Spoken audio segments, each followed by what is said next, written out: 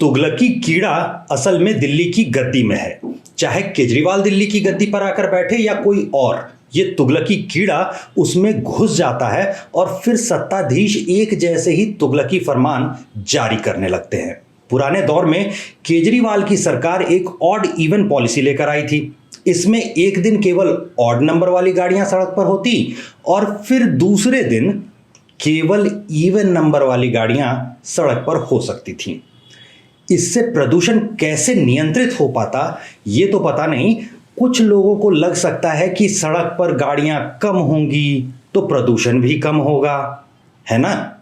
लेकिन सच्चाई का इससे कोई लेना देना नहीं है। अगर ऐसा हो सकता तो लॉकडाउन के दौरान, यानी जब कोरोना काल था, लॉकडाउन लगा हुआ था, उस दौरान दिल्ली में प्रदूषण और वातावरण का NO2 कम हुआ होता। लेकिन आंकड़े साफ साफ बता देते हैं कि ऐसा कुछ भी नहीं हुआ। केजरीवाल सरकार की जो ऑड इवन योजना थी उसका देश भर में मजाक उड़ा और आज भी ऑड इवन पर मीम बनते हैं।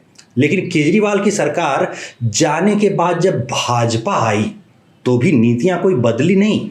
वैसे ही अज्ञात NGO गैंग्स की रिपोर्ट पर सरकार बहादुर के पास अब भी नीतियां बनती हैं और वैसे ही गैर सरकारी गिरोहों के सिखाए मुताबिक फैसले, तुगलकी फैसले आज भी लिए जा रहे हैं। अभी अभी जो फैसला आया है उसमें 15 वर्ष से अधिक पुराने वाहनों को प्रदूषण फैलाने वाला मान लिया गया है और जब्त किया जाना शुरू कर दिया गया है।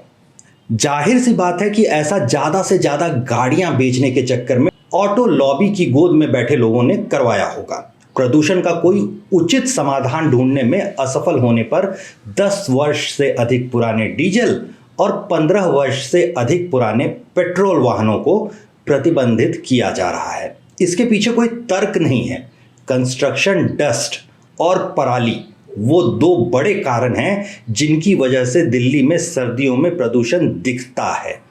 पंजाब हरियाणा के पराली जलाने वालों को तो अन्नदाता कहकर सर पर बिठाया जाता है। कंस्ट्रक्शन यानी निर्माण रोक दे, ऐसा कोई सरकार नहीं करने वाली। मेट्रो इत्यादि के बढ़ने से 7% गिरावट के साथ धीमे पड़ते सेल्स के कारण ऑटो लॉबी को दिक्कत हो रही है। तो 10-15 वर्ष पुरानी गाड़ियां हटवा दो जिससे नई गाड़ियां खरीदना मजबूरी हो जाए। ये सोचने की क्या जरूरत है कि एक मध्यम वर्गीय परिवार को 10-15 वर्ष तो उस गाड़ी की किस्तें चुकाने में निकल जाती हैं। कार की देखभाल, मेंटेनेंस और पॉल्यूशन यानी कि PUC सर्टिफिकेट हर साल 6 महीने में बनवाने में जो खर्चा हुआ वो अलग। कार वाला वोट बैंक नहीं होता, वो मिडिल क्लास होता है। उसके टैक्स से झुग्गी मकान स्कीम बनाकर दिल्ली में मकान बनवाए जाते हैं, जबकि मिडिल क्लास खुद 5-10 लाख सालाना टैक्स देकर रेंट पर रहने के लिए विवश है। नेताजी कभी बिना कोई लाइसेंस ई-व्हीकल चलाने की छूट देंगे, कभी कारों को स्क्रैप करने की योजना लेकर के आ जाएंगे। कोई नीति बनाने के लिए, किसी शोध के लिए समय, धन, श्रम कुछ लगाना क्यों है? पहले केजरीवाल करते थे और अब भाजपाई at least he is doing something समर्थकों से ट्वीट पोस्ट करवा के फोटो सेशन करवा लेंगे। बड़ा सवाल ये है कि अगर आम आदमी की गाड़ी प्रदूषण नहीं फैला रही तो सरकार उसे प्रदूषण कम करने के नाम पर क्यों प्रतिबंधित करेगी? और अगर कहीं प्रदूषण फैला रही थी तो हर 4-6 महीने पर सरकार उसकी गाड़ी को प्रदूषण सर्टिफिकेट कैसे दे रही थी? 150 रुपए लेकर। दिल्ली सरकार के इस नए तुगलकी फरमान पर आपकी क्या राय है? कमेंट्स में हमें जरूर बताएं। धन्यवाद।